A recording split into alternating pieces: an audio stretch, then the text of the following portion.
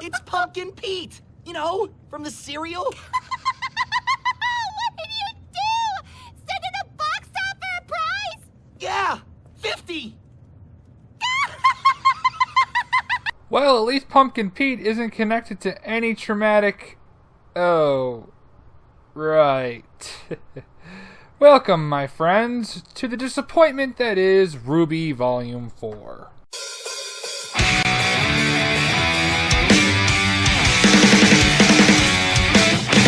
Please don't, never do it, don't you understand what I mean when I say so? Never do it now, just don't know why you make me feel like this again. Never do it now, never, don't you understand what I mean when I say so? Never do it now, just don't know why you make me feel like this again. Never do it now, never. Before we get started, I'd like to get something a bit more clear. Despite my seemingly negative tone during the review, I very much enjoyed Volume 3, despite its many flaws and questionable decisions. And I also forgot to mention the tiny, sort of, little, massively important fact that Roman got eaten by a griffin. Whoops. I also understand that Monty's death caught everyone by surprise, which more than likely may have affected the general quality of Volume 3, which is why I'm a bit more forgiving with it. However, the show must ultimately go on, and you have to give it your best going forward. And if Volume 4 is any indication, well, let's take a look and find out. The season starts off with how Grimm are born, coming out of a weird black puddle as Mercury and Emerald look on in horror from what looks like a briefing room. Said room is filled with new characters, as well as Cinder, who did survive her encounter with Ruby's bullshit Naruto eye power, though she can barely speak and has a missing eye. For some reason. Yeah, don't ask me how that works. Yes, please keep your posse in check. Holy shit, it's Chris Sabat! Yeah, Rooster Teeth got a lot of high-quality voice talent for this season, and sadly not many of them will get as much screen time as they should. Anyways, after some bickering between Cinder, Dr. Wasp, and the resident psychopath Tyrion, Salem makes her official debut, and first impressions are... okay. Nothing spectacular, but nothing bad. She has a cool aesthetic, and Jen Taylor always makes things awesome. She's become our fall maiden, destroyed Beacon Tower, and most importantly, killed dear Ozpin. She sends out orders to the others, though the only one that really matters is Tyrion, as he's sent to find Ruby. After that, we cut to a random kid we've never seen named Oscar, who has Ozpin's soul or mind trapped in him for some reason. Yeah, he's not really important this season. However, who is important are Ren and Nora, as they bicker about what to call their new team. There's more members of Juniper in this team than Ruby. It just makes sense to go with that one. But Junior isn't a color. It's cut short, though, as Ruby leads a new Grimm called the Geist into a trap. The Geist is really cool, with the power to possess nature and become a huge golem thing. It's pretty badass. This also gives me time to talk about the new animation style. I like it. Detailed and fluid, which allows for the facial expressions to be more, expressive. And it was honestly time for an upgrade. After the Geist is beaten, the team goes and gets John's new armor, and Ruby decides to be a dick because John has a Pumpkin Pete hoodie. You know, the same Pumpkin Pete that Pyrrha modeled for? Now time to talk about the theme song, and it's incredibly lame. Like, really lame.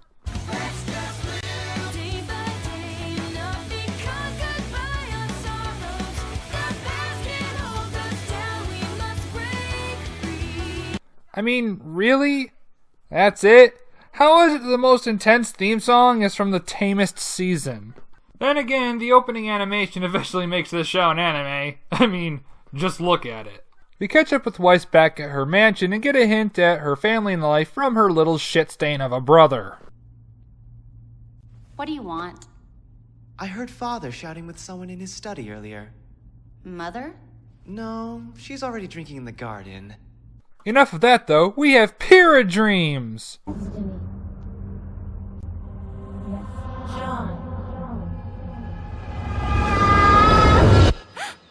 And destroyed villages with a touch of foreshadowing.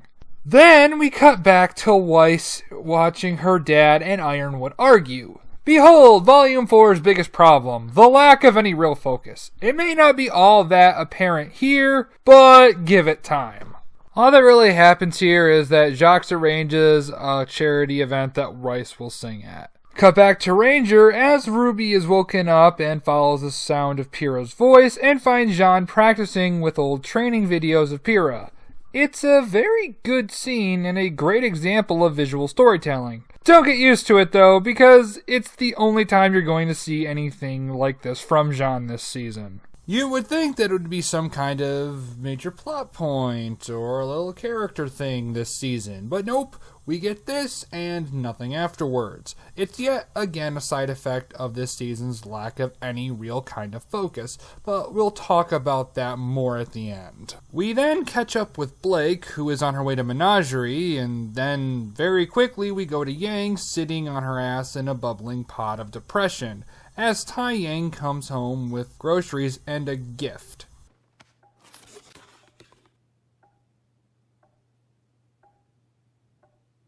Brand new, state-of-the-art Atlas tech.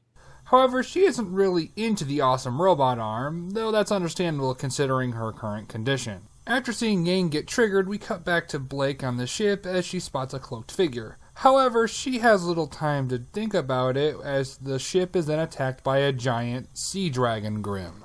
Blake begins to fight it, but is knocked back. It grows wings and begins to charge up a breath attack before the figure from before decides to step in, revealing that it was Sun. They beat the Grim and Sun gets slapped for his troubles. One day, my friend. One day. We also get a weird scene with Cinder and Salem, with Salem trying to get Cinder to control something. Yeah, another problem with this season, but you gotta wait till later for that.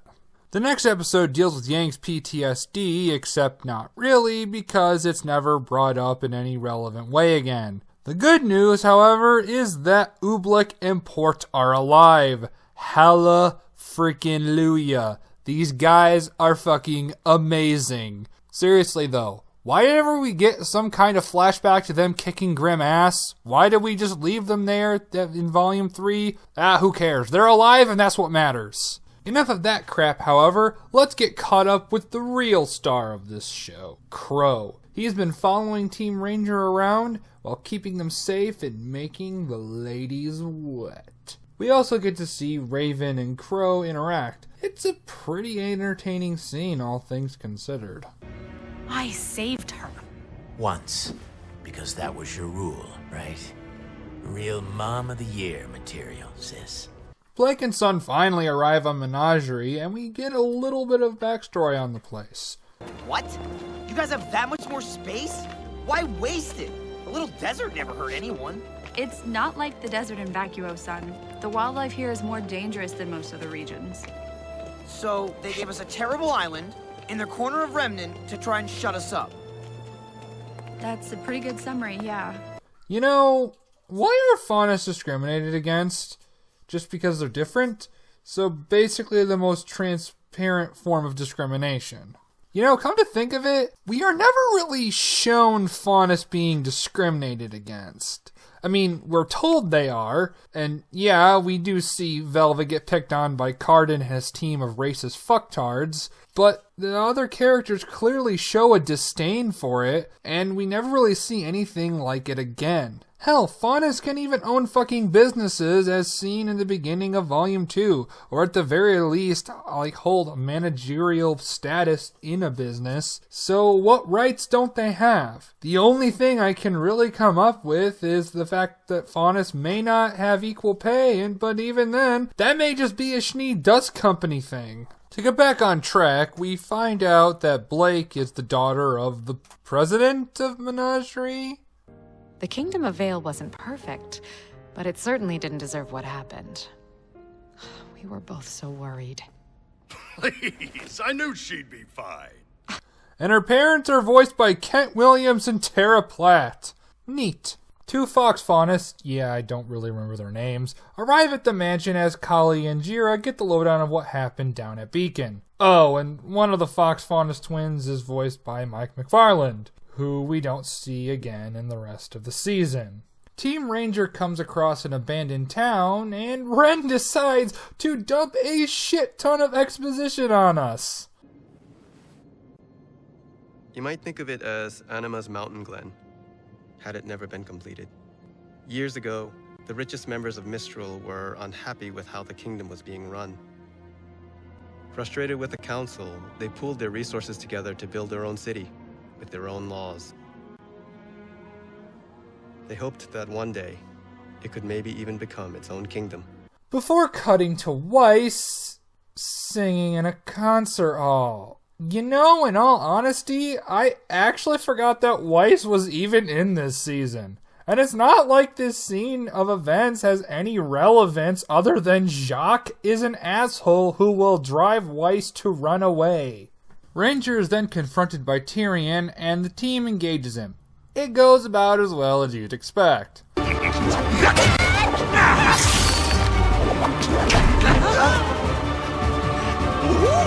However, just when it looks like RWBY is done for...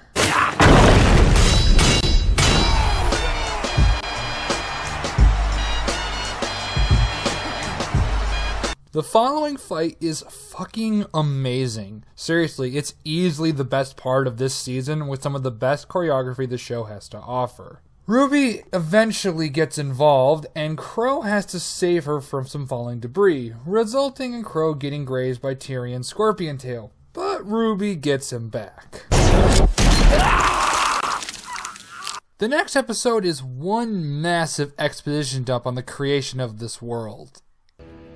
They were brothers. The older sibling, the god of light, found joy in creating forces of life. Meanwhile, the younger brother, the god of darkness, spent his time creating forces of destruction. Life always returned. So one night, the younger brother went and made something. Something that shared his innate desire to destroy anything and everything. The creatures of Grimm. This is really fucking lame. Like, epically lame.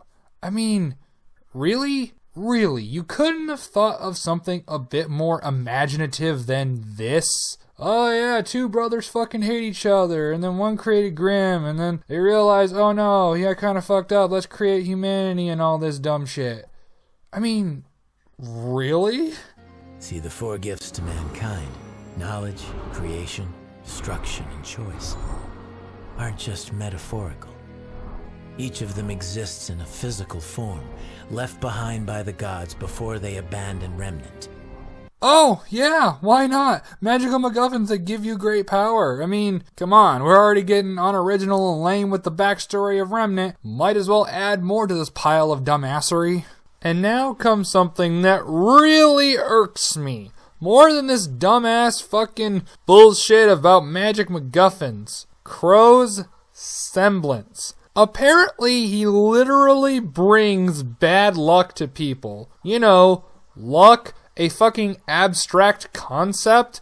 Yeah, apparently he can bring that to people that are around him. Well, here's an idea. Just have him fight Salem and her crew solo. It's so vague and poorly explained that it can be written any way you want it to be, so he just shows up and Salem dies of a brain aneurysm or some shit. And does this mean that if Crow never went to Beacon, Cinder's plan would have failed and Penny and Pyrrha would still be alive? Or maybe Beacon would have never fallen in the first goddamn place? It completely ruined the entire will he die shit with him being poisoned and makes it a complete and total abject waste of fucking time. If he brings bad luck to everyone, including his enemies, it would be a real goddamn shame if he fucking lived, now wouldn't it?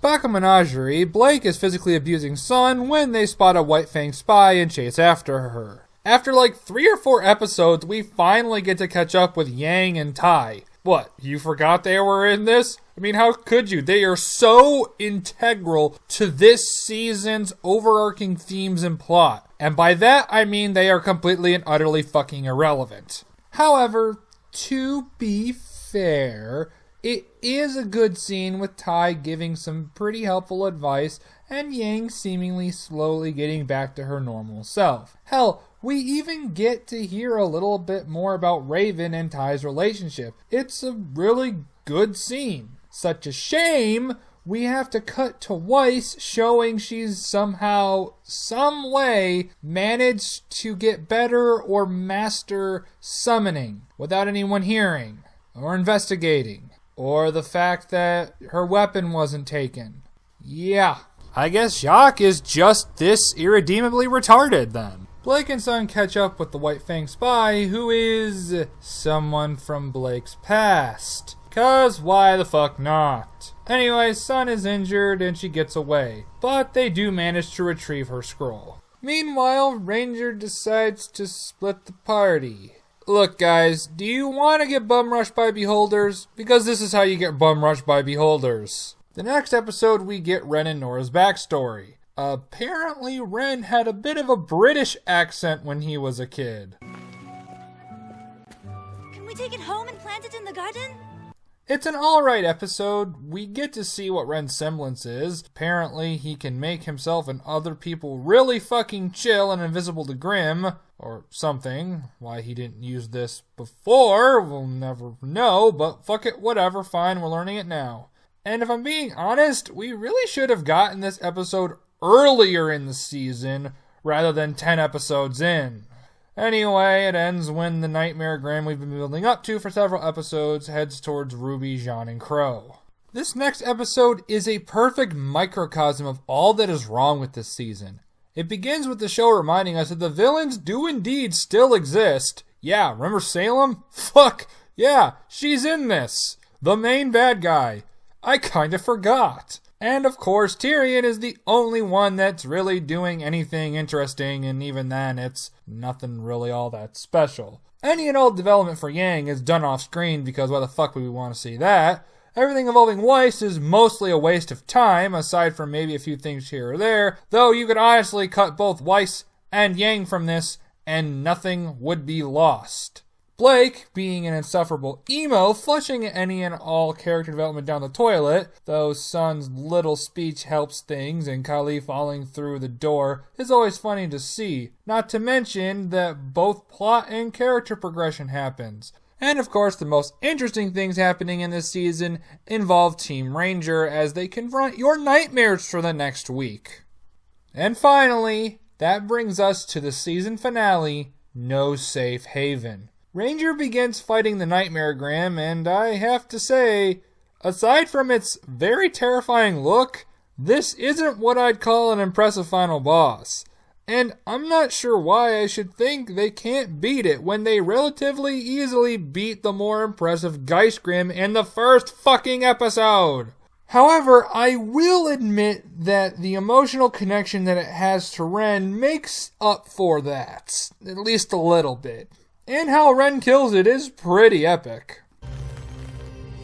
For my mother. For my father.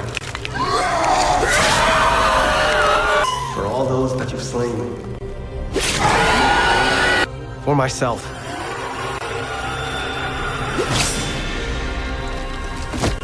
Afterwards, Ranger is picked up and taken to Mistral, and what's even better is that there aren't any pointless deaths.